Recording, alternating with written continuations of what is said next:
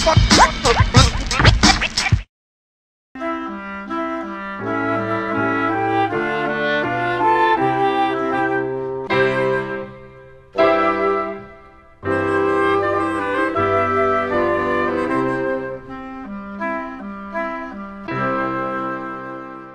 may be foolish, but why should it be foolish? I'm only one.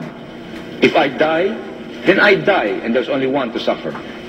But so long as each one of us will be willing to take on the struggle, even if I am in prison, even if I die in prison, so long as you will continue the struggle and carry the torch, then I think we will have a better Philippines. Rather than have one carrying the torch, we'll have many. And that's my answer. Alin ang naiba?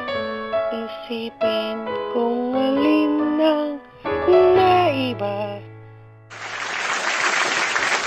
Bayang Pilipinas, tatakbo po ako sa pagkapangulo sa darating na halalan.